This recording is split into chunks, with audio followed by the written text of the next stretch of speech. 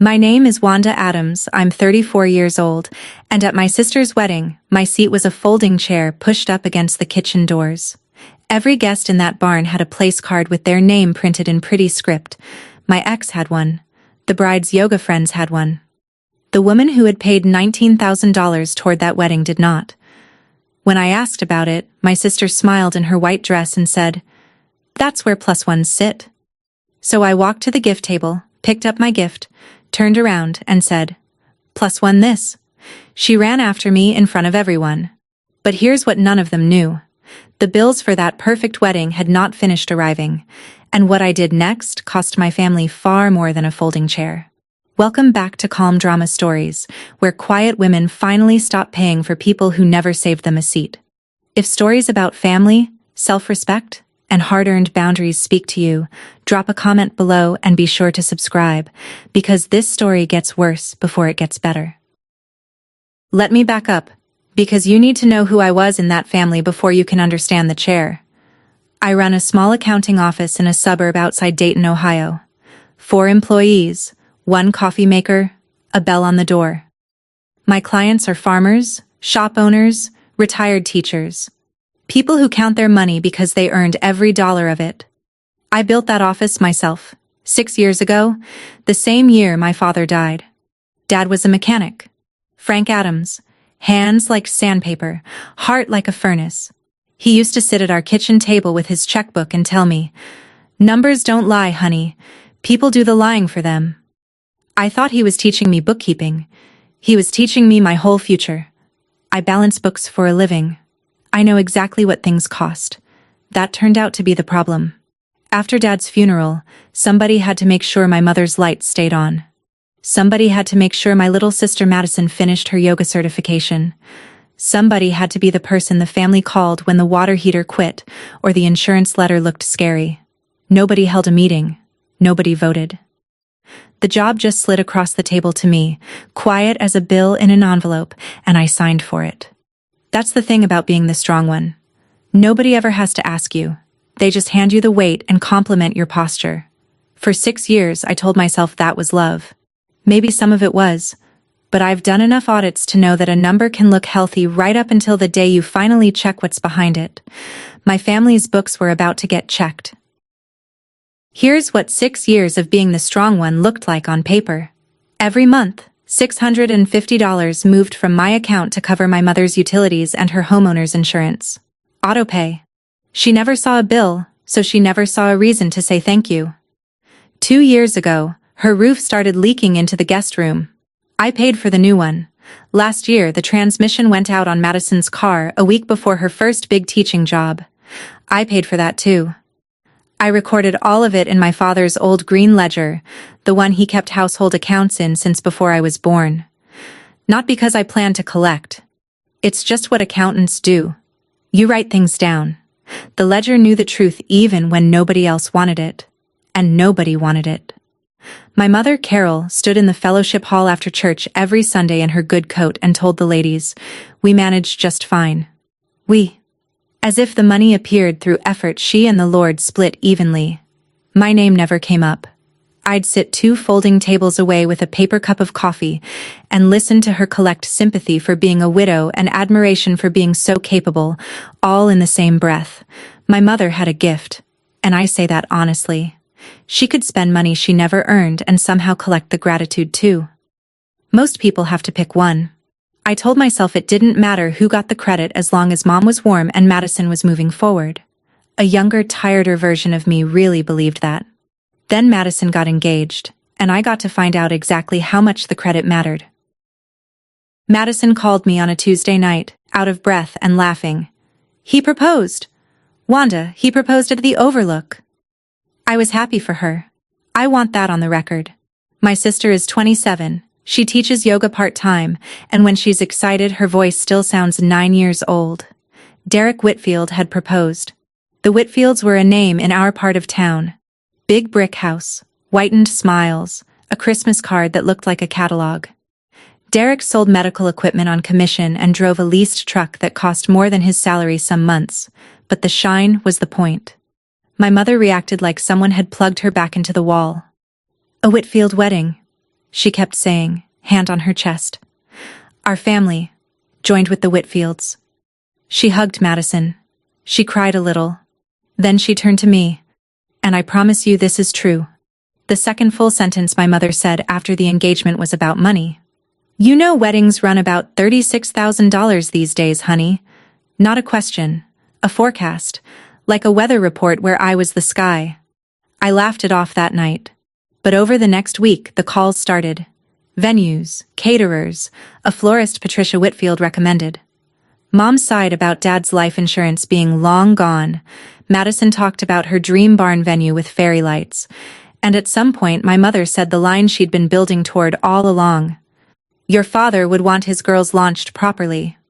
She knew exactly which wrench turned me. That night I sat at my kitchen table, opened the green ledger to a clean page and wrote a new heading at the top. Madison. Wedding. I had no idea I was opening a case file. By spring, I had put $19,000 into that wedding. I can break it down the way I'd break it down for a client. $8,000 for the venue. A restored barn called Willow Bend, 40 minutes from my house. $6,500 to the caterer. $2,500 to the florist. $2,000 to the photographer. Every contract had my name on it, because I was the one writing the checks, and vendors like their contract signed by the person whose money is real. Here's the part I want you to watch closely, because I missed it in real time. Whenever a payment was due, my mother would appear at my office like a supervisor. Just give me the check, sweetheart. I'm meeting the caterer anyway. You're so busy. And whenever the Whitfields asked about costs at those little planning dinners, Mom would fold her hands and say, It's all taken care of. We believe in doing things right. The checks were mine. The sentence was hers. I felt something snag on that. The way you feel a decimal in the wrong place before you can point to it. So I asked Madison straight out, one afternoon while she addressed invitations at my kitchen table. Does Derek's family know how this wedding is actually being paid for? She didn't even look up.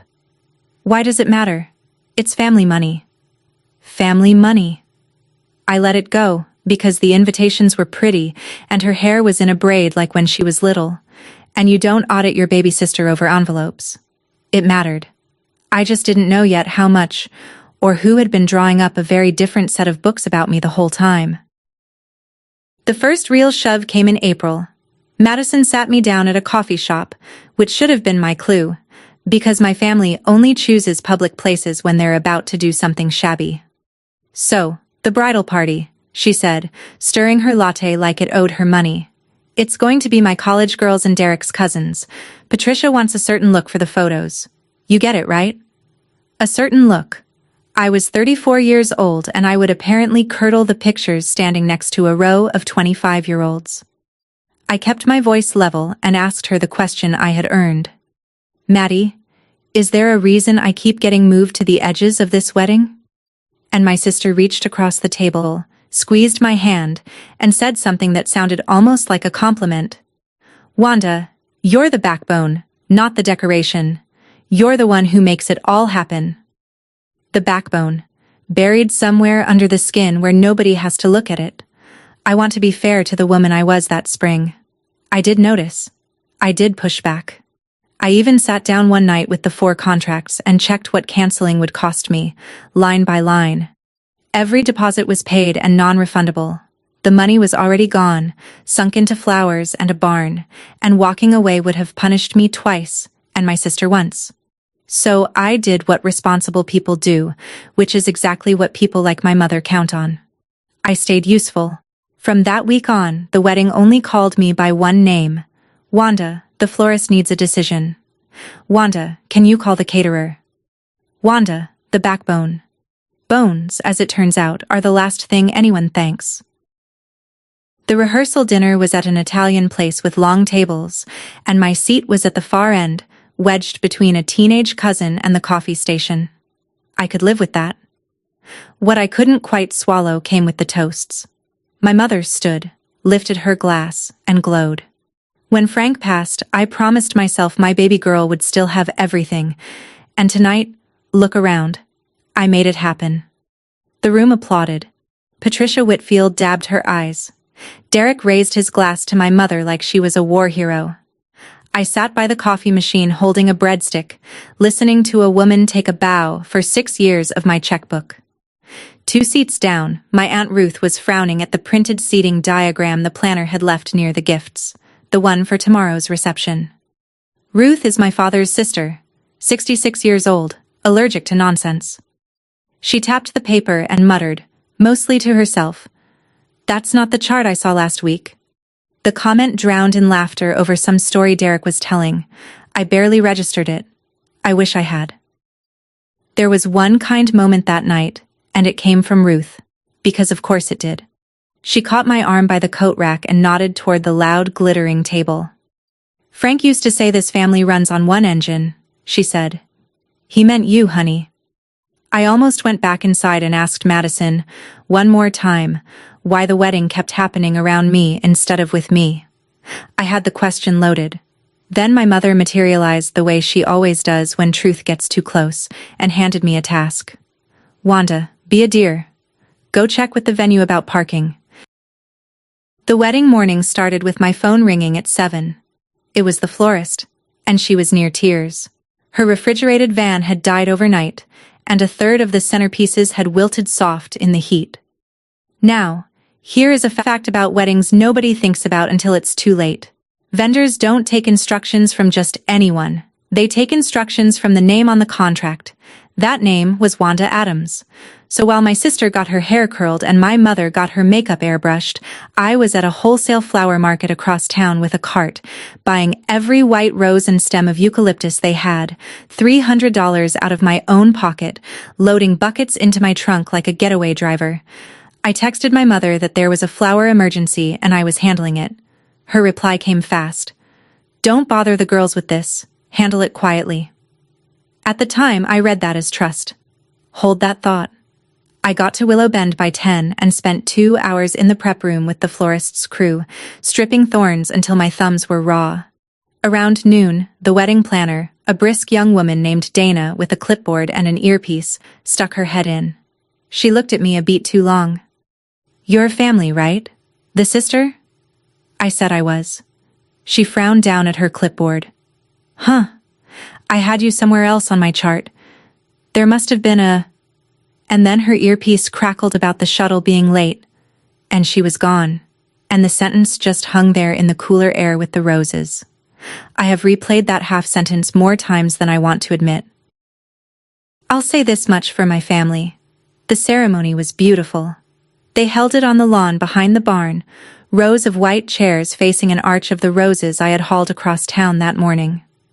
I sat in the 3rd row. The 1st row held my mother and the Whitfields. The 2nd row held Derek's cousins and the bridal party's overflow.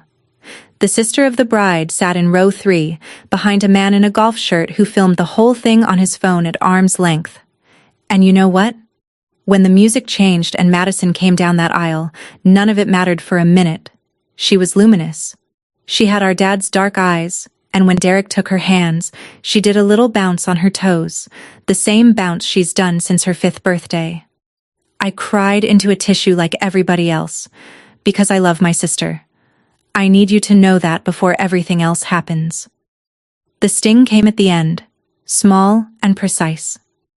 The officiant beamed at the crowd and asked everyone to applaud the families who made this day possible. My mother rose, alone, and did a slow wave like a woman on a parade float. The applause rolled over her. From row 3, staring at the back of her head, I clapped too. Habit is a powerful thing. Then the chairs emptied toward the barn for cocktail hour, and I hung back to settle the flower market payment on my phone. One last invoice, one last quiet fix. The ceremony was beautiful. The reception was where they finally showed me my place. Literally. The barn had been transformed. Fairy lights in the rafters, long farm tables with linen runners, and near the entrance, a table of place cards fanned out in alphabetical rows, each name in looping gold script. I came in late from settling the flower bill, smoothed my dress, and went looking for the A's. Aldrich, Abbott, Anderson. I went through them twice. There was no Wanda Adams. I stood there while guests reached around me, plucking their names and drifting off to their tables, and I told myself it was a misprint, a card fallen on the floor, something small. I flagged down Dana, the planner, who scrolled her tablet with a professional little frown that kept getting less professional. You're not on my final chart, she said. I'm so sorry, there must have been a change. There's overflow seating by the service doors. She walked me to it herself, because she was decent and clearly mortified. Past table 1, where my mother sat centered among the Whitfields like a jewel in a setting. Past table 5, past the band. To the back wall of the barn, beside the double doors where the catering staff banged through with trays, there stood a single brown folding chair. Someone had thrown a white cloth over it, which somehow made it worse, like a sheet over furniture nobody uses. No table, no place card. A folding chair in the service lane, close enough to the kitchen that I could feel the fryer heat every time the doors swung. Dana said the word final again. Final chart. And something in the back of my head lit up like a check engine light. That's not the chart I saw last week. Ruth's voice, from the rehearsal dinner. I was still standing there doing that math when a wall of white silk came gliding toward me, and my sister's voice, bright as a bell, said, "There you are." "Maddie," I said, and I kept it gentle, because it was her day, and I am not the scene my family thinks I am. There's been a mix-up with the seating. I'm not on the chart. My sister looked at the folding chair, then at me, and she didn't miss a step. 2 bridesmaids flanked her, and a cluster of Derek's people stood close enough to hear everything over the band. "Oh, that's the overflow seat," Madison said, with a little laugh, light as frosting. "That's where +1s sit." I waited for her to hear it. She didn't. Somebody behind her chuckled. A bridesmaid studied her champagne. And I stood there in the dress I'd bought for her wedding, beside the chair by the kitchen, and I looked around that barn. Really looked. For the first time in 14 months. My mother at table 1, laughing with her hand on Tom Whitfield's sleeve. The teenage cousin from the rehearsal, seated. The golf shirt man, seated. And at table 5, with his name in gold script on a little easel card, Kyle Brennan, my ex. The man I dated for 2 years before he took a job in Cincinnati, invited because he works with Derek. Kyle had a real seat at my sister's wedding, and I had a folding chair in the fryer exhaust. Every guest in that barn had a place except the one who had paid for the barn. Something in me went very quiet and very clear, the way a spreadsheet goes clear when the last bad number finally shows itself. I didn't yell. I didn't cause the scene they were all suddenly hoping for. I walked to the gift table, found the silver box with my name on the tag, the one with a $5,000 check inside it, and I picked it up. Then I turned around, looked my sister in the eye and said, "+1 this." And I walked. Through the fairy lights, past table 5, past my mother's frozen smile, out the big barn doors into the evening air. Behind me I heard the room drop to a murmur, and then heels on gravel. Fast, and my sister ran after me in front of everyone. Silk train gathered in her fists. She caught my arm at the edge of the parking lot, and the first words out of the bride's mouth were not an apology. "You're embarrassing me at my own wedding." I turned around slowly, gift box under my arm. Guests had trailed out onto the porch to watch, the way people gather at the window for weather. "Embarrassing you," I repeated. "Maddie, my seat is a folding chair next to the kitchen." "It's overflow! It's logistics!" she snapped, cheeks blazing under her perfect makeup. "Why do you always have to make everything about you?" Before I could answer, I heard the click of my mother's heels on the flagstone, unhurried, regal, and Carol Adams arrived wearing the smile she saves for witnesses. She leaned in close so the porch couldn't hear, and her voice came out sweet and cold at the same time. A trick I've never seen anyone else pull off. "Get back inside and smile. You will not ruin this family's day." And there, in the gravel lot of a barn I had rented, I finally said the number out loud. "Mom, I paid $19,000 for this day." My mother did not blink. She straightened up, smoothed her jacket, and delivered the sentence I will hear for the rest of my life. Family doesn't keep receipts. Then she took my sister's arm, the train got gathered up, and the two of them walked back toward the lights. Madison threw one line over her shoulder, already smiling for the guests. The seat was just logistics. Stop making it about you. The band kicked back in before they even reached the doors, some bright horn section song, and the porch crowd drifted inside to dance. I stood alone in the parking lot holding a silver box with my own check in it. I drove the 40 minutes back to my townhouse with the gift on the passenger seat, and the wipers came on somewhere around the county line, and her voice rode with me the whole way. That's where plus ones sit. There were no tears that night. I did something much more dangerous. I opened my father's ledger. My kitchen table has hosted 100 tax seasons, but it had never seen an audit like the one I ran that night. I took off my heels, made coffee at 11 at night, and laid it all out in rows. The Willow Bend contract, my signature. The catering contract, my signature. Florist, photographer, mine and mine. Bank statements going back 6 years, the $650 pulling out every month like a tide, the invoice for Mom's roof, the receipt for Madison's transmission.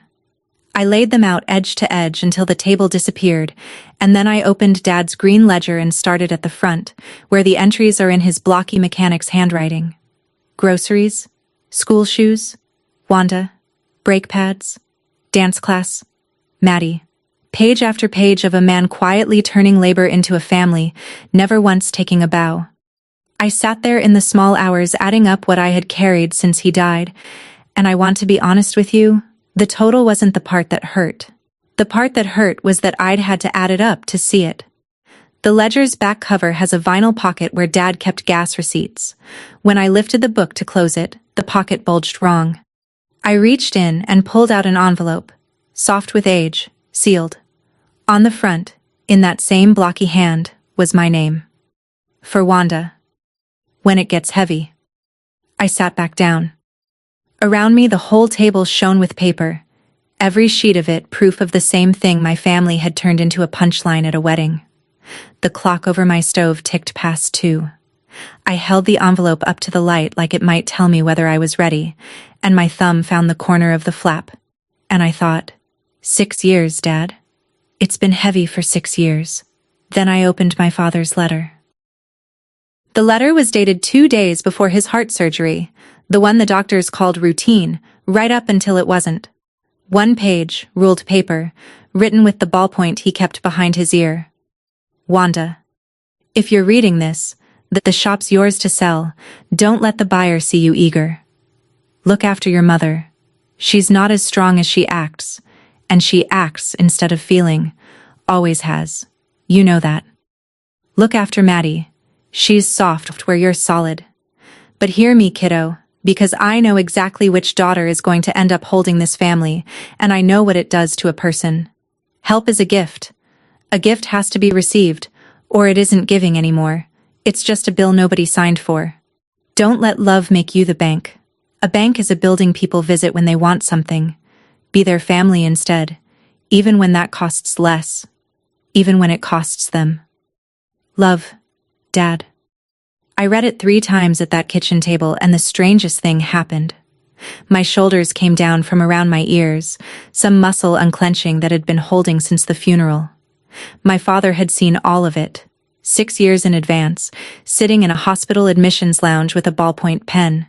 He had watched his wife act instead of feel for 40 years. He knew. My dad asked me to take care of them. He never asked me to disappear so they could shine.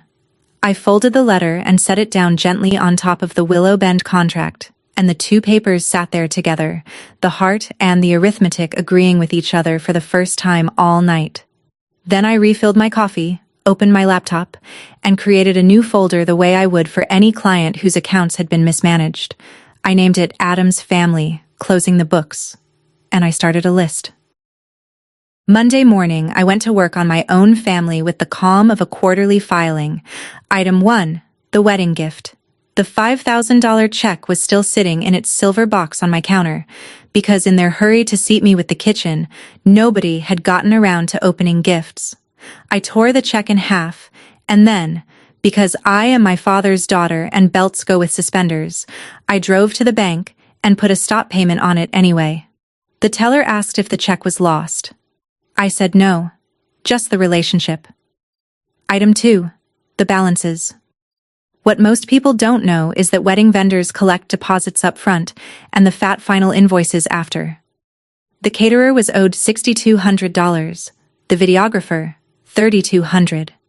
Those final bills were addressed to the bride and groom, and I had only ever promised out loud at a planning dinner to take care of them. So I wrote an email to Madison and Derek, copied my mother, short and civil. I confirmed I would not be paying the remaining $9,400, wished them well, and attached nothing, because I owed nothing. Item 3. My mother. I was not going to cut off a widow's electricity, whatever she'd done. I printed a letter and sent it certified mail. Effective in 60 days, the monthly $650 ends. Enclosed was a list of her providers and due dates, organized, because I can't help myself. 60 days is enough time to arrange a life. It is not enough time to arrange a story, which is the only thing I knew she'd actually work on. Item 4. The house. Madison and Derek had a meeting on the calendar with a mortgage lender, and I was expected there because Derek's commission income needed a cosigner with real books.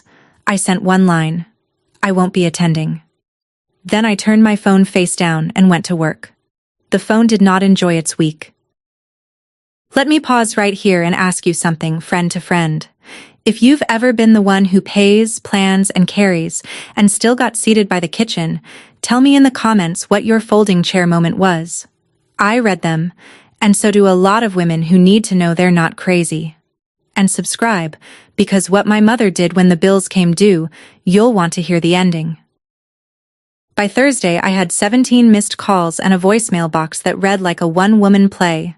My mother's messages came in 3 acts. Act 1, weeping. "Wanda, honey, I don't understand. We're family. Call your mother." Act 2, prosecution. "You are punishing your own mother over a chair. A chair, Wanda. Your father would be ashamed of you." That one I listened to twice, standing at my kitchen counter, looking at the drawer where his letter now lived. Ashamed. She had no idea what was in my house. Act 3, weeping again, but angrier, which is a skill. Madison went with text, a long one about the videographer, capital letters blooming through it like mold. The wedding film was on hold until the balance cleared. Did I understand that? Their memories were being held hostage.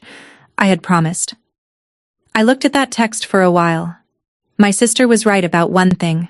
I had promised, back when I was the backbone and she was letting me believe it meant beloved. I typed my reply and kept it short. +1s don't pay balances. She did not text back. Derek tried next, calling from a number I didn't know, using his salesman voice, the warm one with the handshake built in. "Wanda, hey, let's be adults here. This is all one big misunderstanding." I told him I agreed completely. "For 14 months, I said, I misunderstood my role. That's been corrected." He was still talking when I said goodnight, and hung up, gently, the way you close a ledger. I slept 9 hours that night, deepest sleep in years, and I woke to my phone buzzing on the nightstand with a name that made me sit straight up in bed. Not my mother, not my sister. The screen said Patricia Whitfield. The other side of the aisle had started doing math.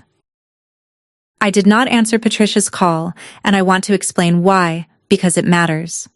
I wasn't going to spend one breath campaigning against my mother. If you go around town telling your side, you become a side. Paper doesn't campaign. Paper just waits. So I let it ring out, and Patricia Whitfield left a voicemail that was polite, the way a frozen lake is smooth. "Wanda dear, Patricia. The caterer contacted us this morning. Apparently he could not reach the children. There seems to be some confusion about the remaining balance. Carol assured us that everything was, quote, taken care of. I would like to understand by whom. Call me." By whom? 60 years old and she could load a question like a shotgun. And then that same afternoon, my Aunt Ruth called. And Ruth does not do voicemail. Ruth does bulletins. Well, she said. It's spreading. Patricia's been telling the garden club the Adams side put in 30,000, because that's what your mother told them, in those words. The Adams side, meaning her. 30,000. My mother had not only taken credit for my money, she'd given herself a raise. Ruth wasn't finished. And at coffee hour Sunday, your mom's going on about accounts shifting and paperwork transitions. Airy little words. Doris asked her flat out if she needed help with her bills, and Carol laughed like Doris had told a joke. Honey, the paint is peeling. I thanked her and was about to hang up when Ruth's voice changed, dropped down to the register she used at Dad's funeral. Come by Saturday, she said. There's something about that seating chart you need to hear, and I'm not saying it on a telephone. I stood in my quiet office with the phone against my ear, and the check engine light in the back of my head came on again. Steady this time. Saturday could not come fast enough. Ruth's kitchen smells like percolator coffee and lemon oil, and nothing false has ever survived in it. She sat me down and got to it. The Wednesday before the wedding, I was at the planner's office helping fold napkins, because your mother volunteers me for things. Dana had the seating chart printed on the table. The real one. I read it, Wanda. Table 1. Carol, the Whitfields, Ruth, and Wanda Adams, sister of the bride, right next to me. I saw your name in print. The percolator gurgled into the silence. Then I get to that barn Saturday night, Ruth went on, and you're on a folding chair by the kitchen like a coat nobody claimed. That is not the chart I saw. Somebody changed it at the last minute, and I know one more thing. She held up a finger. Friday afternoon, your mother told me she was going to the venue, alone, to finalize details. Her word. Finalize. I sat with my coffee going cold. And a second memory surfaced, one I'd been carrying without understanding. Ruth leaned in. There's worse. At the rehearsal, Madison asked me why you refused to sit with family. Refused, Wanda. That was her word. And somebody fed it to her. Because you never refused a thing in your life. That's the trouble. So Monday morning I did what I do. Not a phone call, an email, to Dana the planner, businesslike. I noted that I was the signatory on 4 of her vendors' contracts, and said that for my records I would like the final seating chart, and any earlier versions, with the revision history. Paper trail? Complete. Dana replied within the hour. Apologetic. Thorough. Attaching both charts and her software's change log. I opened the log and read the last line, and then read it again. Final revision, Friday, 5:41 in the afternoon. Requested by Carol Adams. I called Patricia Whitfield back on Tuesday, on my lunch break, from my office with the door shut. No speech prepared. Just facts, dressed for work. Patricia, it's Wanda. You asked about the balances. Here's what I can tell you. I hold the 4 vendor contracts for the wedding. Venue, catering, florist, photography. I paid the $19,000 in deposits personally. I can forward copies if it would help you plan. There was a silence on that line so long I checked the screen to see if the call had dropped. When Patricia finally spoke, her voice had lost its garden club lacquer. Then what exactly did Carol pay for? I looked out my office window at the parking lot and gave her the honest answer. The story. I heard her exhale, slow, the sound of a woman rearranging 2 years of dinner party impressions. Patricia Whitfield had spent this whole engagement believing she was merging with a solid family, and she had just learned the marble was contact paper. To her credit, she didn't gossip, and she didn't gush. She asked 3 crisp questions about the caterer, thanked me, and then, right before hanging up, she slipped. And the house. Derek said your family was helping with the mortgage this month. The house. The lender meeting. The co-signature from the sister with real books. Was helping, I said. Past tense is doing a lot of work in this family lately. Another silence, and then something I never expected from Patricia Whitfield. A short, dry laugh. One professional to another. After the call, I sat for a while watching the light move across my desk. I didn't feel triumphant. I felt like I'd finally handed off a box I'd been carrying up a hill for years. 3 days later, my sister found out what past tense costs. The lender meeting happened that Friday without me, which is to say, it barely happened at all. Derek's income was commission, feast, and famine, and the application had been built from the start around a cosigner with steady books and clean credit. Me. Without my signature, the numbers did what numbers do. The loan died on the table, the dream house with the wraparound porch went back on the market, and the $2,000 they'd put down to hold it stayed behind. Gone. Per the contract nobody had read as carefully as I would have. Monday afternoon, my sister walked into my office. No appointment. She stood in front of my desk in the middle of my workday, mascara smudged, wedding ring catching the light, and my receptionist hovering behind her like a referee. "You're doing this because of one seat," Madison said, voice cracking. "One seat, Wanda, you're blowing up my whole life over a chair." I asked my receptionist to give us a minute. Then I looked at my sister, 27 years old, standing in the office her transmission money had come from, and I kept my voice down where it lives. "No, Maddie, I'm doing this because of every seat before it." She stared at me. Outside my window, in the parking lot, Derek sat in his leased truck with the engine running. He hadn't bothered to come in.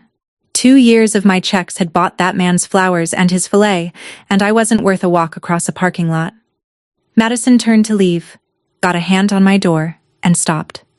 When she looked back, the anger had slipped, and underneath it was something I hadn't seen since before the wedding. Confusion. The real kind. "Mom said you refused to sit with us," she said quietly. "At the reception. She said you refused. Did you?" I looked at my sister for a long moment. "Ask Mom about Friday, 5:41 in the afternoon," I said. And I let her carry that home. If a sister has ever stood in your office, or your kitchen, asking you to fix a mess she helped make, you know exactly how heavy that doorway feels. So tell me in the comments, would you have paid the $9,400? Because what my mother staged next made the wedding look like a warm-up.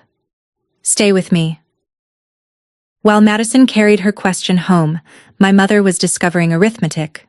The 60-day clock on my letter was ticking, and for the first time since my father died, Carol Adams had to learn what her own life cost.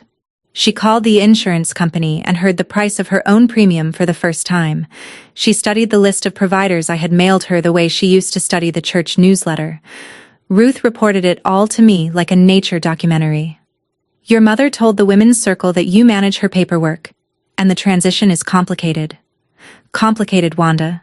She made you sound like a filing error. But here's the thing about my Aunt Ruth. She has buried a brother, raised 2 kids on a nurse's salary, and she does not lie for anyone, not even blood. So when my mother stood at coffee hour going on about paperwork transitions, and poor Doris offered sympathy, Ruth set down her cup and said gently, at full volume, "There's nothing complicated about it, Carol. The girl just stopped paying your bills." I'm told you could hear the percolator. I'm told my mother laughed it off in about 4 seconds, which in that room was a lifetime. The story was cracking, and my mother did what she always does when a story cracks. She scheduled a bigger performance.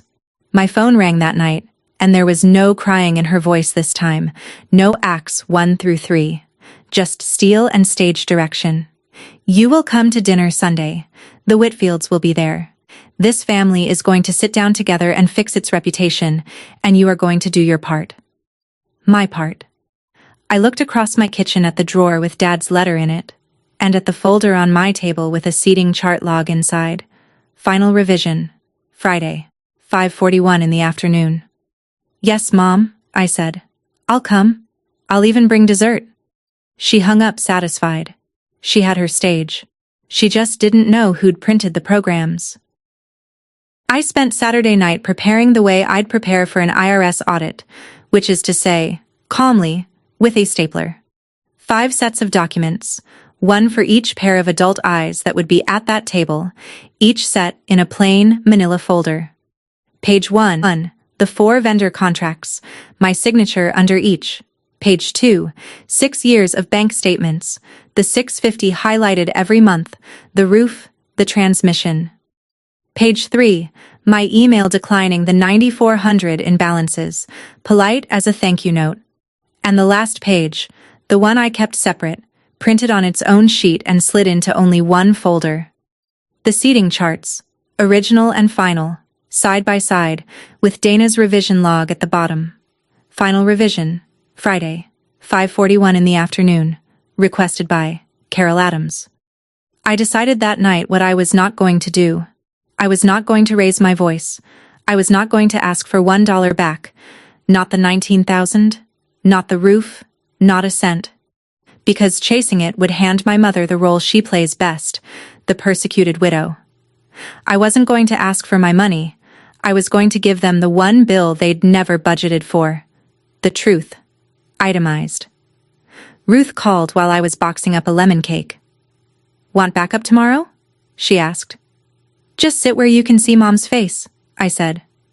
She laughed the Halloran laugh, my father's laugh, and told me Frank would have paid admission for this. After we hung up, I stood at my counter for a while with my hand flat on the stack of folders, the way you'd rest a hand on a Bible. Sunday dinner was set for 6 o'clock. My mother had planned a performance. I was bringing an audit. Sunday, 5:50. I parked across the street from my mother's house and sat in the car for a minute, folders on the passenger seat, lemon cake riding in back. The porch light was on. New bulb. She'd have had to change it herself. Through the front window I could see the dining room glowing, and my mother moving around the table in her hosting dress, setting out my grandmother's wedding china, the plates that only surface when there's an audience worth impressing. Patricia and Tom Whitfield were already seated, wine glasses catching the lamplight. Derek stood at the sideboard pouring like he owned the house. And Madison. My sister sat at the end of the table twisting her new wedding ring around and around her finger, looking at the china like it might bite her. Somewhere between my office and this dinner, the question I'd handed her had been doing its work. I got out, crossed the street, and stood on the porch my checks had kept dry, listening for a second before I knocked. My mother's voice floated through the door, bright as a hostess bell, aimed at Patricia. "Wanda has agreed to straighten everything out tonight. She just needed time to cool down. She's always been the dramatic one." I stood there with a cake box balanced on 5 manila folders and nearly laughed. The dramatic one. 40 years of watching this woman work a room, and she could still find a way to sell tickets to my surrender. "That's where +1s sit," said the bell-bright voice in my memory, and I let it ring, because tonight it was useful. I shifted the cake, raised my hand, and knocked on a door I used to walk straight through. Heels on hardwood, the lock, the swing of hinges. My mother opened the door wearing the smile she saves for witnesses. "There she is," she announced to the room. "There's our girl." The dining room smelled like pot roast and lemon pledge, the official perfume of my mother's ambushes. 6 chairs at the table, all full or claimed, Carol at the head.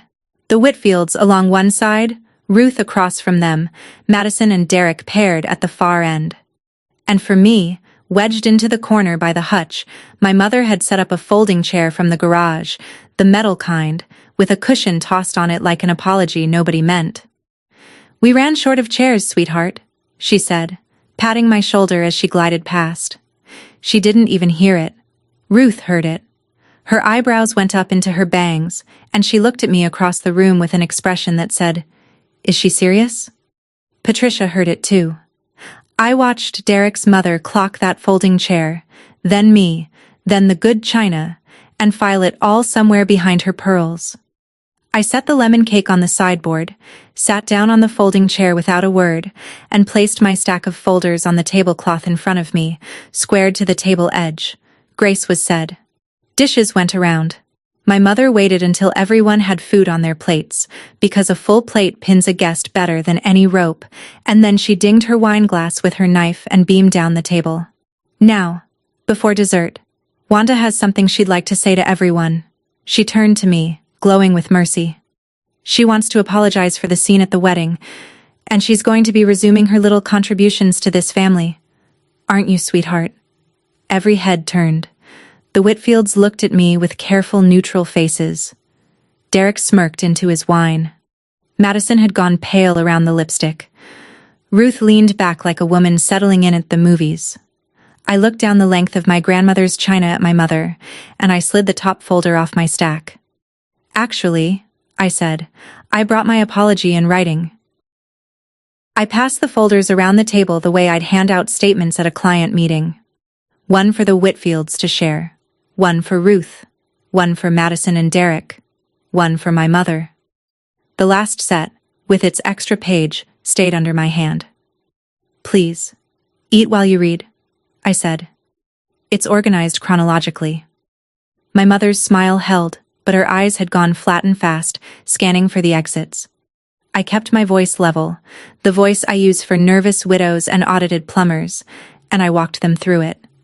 Page 1. 4 vendor contracts for the wedding. Venue, catering, florist, photography. That's my signature on all 4. And my $19,000 in deposits. Paper rustled. Page 2. 6 years of monthly transfers covering this house's utilities and insurance. $650 a month. The roof over your heads tonight. That invoice is there too. Madison's transmission. Bottom of the page. Tom Whitfield, a man who has read a contract or two, was going line by line with his dinner napkin still tucked in his collar, nodding slowly at each page like a juror. I want to be clear about why I'm showing you this, I said. I'm not asking for $1 back. I'm correcting the record. Those are different things. My mother laughed then, a bright hostess laugh with nothing behind it, and waved her hand at the folders. Numbers, she said. Cold, ugly numbers. This is what Wanda does instead of loving people. She keeps score. And that might have worked. It had worked for years. Except Patricia Whitfield lifted her eyes from page 1 with the look of a woman who has just rebalanced an entire relationship in her head. Carol, she said quietly, you told us you paid $30,000. My mother stood up so fast her chair barked against the hardwood. 61 years old, and she went from hostess to hurricane in one breath. I raised these girls alone, she cried, hand flying to her chest, voice pitched for the back row of a theater none of us were sitting in. Across the table, Ruth said mildly, to no one in particular, Frank died 6 years ago, Carol. The girls were grown women. My mother pivoted without missing a beat. A new act. The prosecutor. This is what she does. Wanda always needs to be the hero. She always needs the credit. She waves her little papers around because she has no family of her own to love. The Whitfields sat very still, the way you do near a downed power line. Derek studied his wine, and I stayed in my folding chair, hands flat on the last folder, and let her burn through her repertoire, because I have watched this show my whole life, and I know it only has 3 acts: weeping, blaming, and then, when neither works, the threat. It came right on schedule. She leaned over the table, china rattling, finger aimed at me, voice dropping into something older and colder. If you do this, Wanda, you have no family. Do you hear me? None. The pot roast steamed gently between us. I looked up at my mother and I did not raise my voice, and the whole room leaned in to hear me anyway, which is a thing I learned that night. That quiet outbids loud every time. Mom, sit down.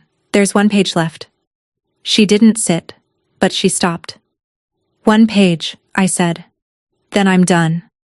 And it was Madison, pale, twisting her ring, who broke the silence, barely a whisper.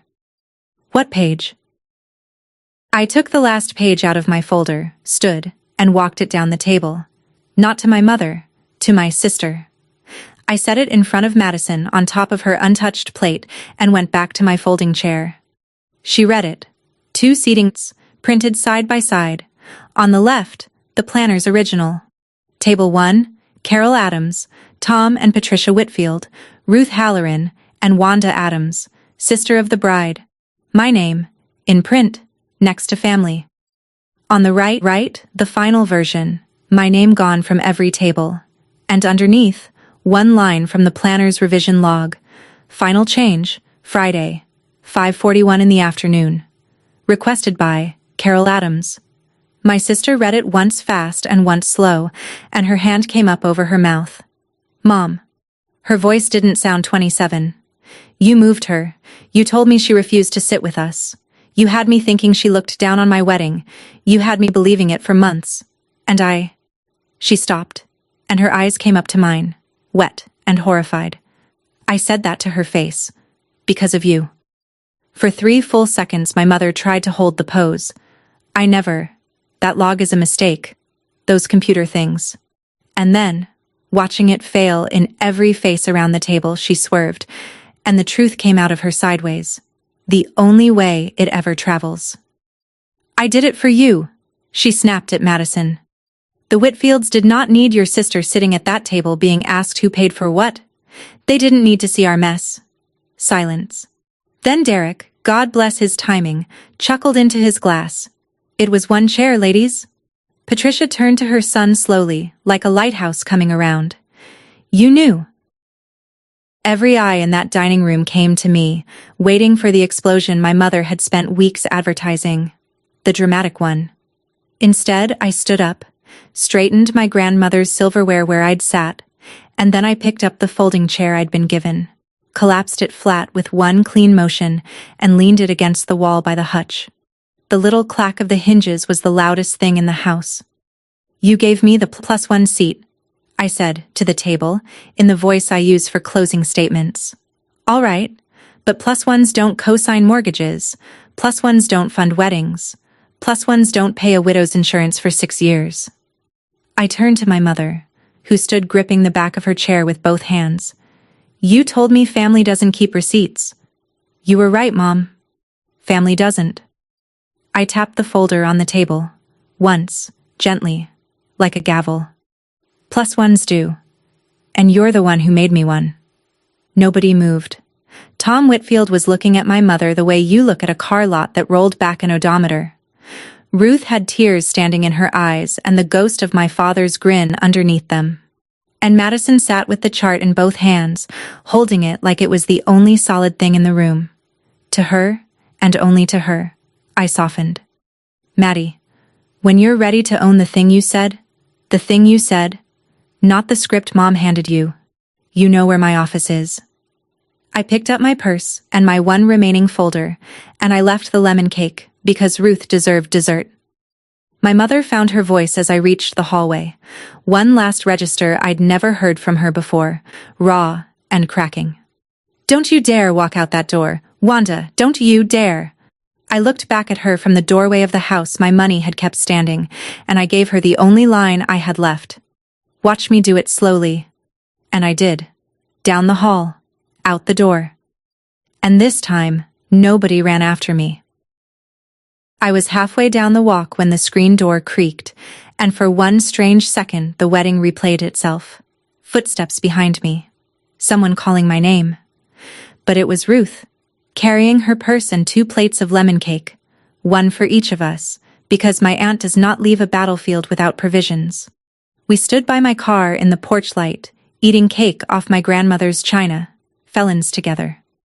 Frank would have folded that chair the exact same way, she said. Same little click and everything. That was the first time I smiled all night. Through the front window the show was ending without me. The Whitfields were gathering their coats, Patricia's spine straight as a fence post, Tom shaking his head at something Derek was still trying to sell him. My mother stood at the head of her table, still talking, gesturing at the folders, performing for a room that was putting its coat on. And at the far end sat my sister. Not moving, not talking. Just looking down at that page in her hands, reading it again in the candlelight like it might come out different. Ruth followed my eyes and patted my arm. Give that one time, she said. The truth still settling on her. I drove home with the cake plate on my passenger seat where a gift box used to ride. The performance was over. The accounting wasn't. 3 weeks later, somebody knocked on my office door. It was Madison, alone. No Derek idling in the parking lot, no mother staged behind her, no mascara tracks for an audience.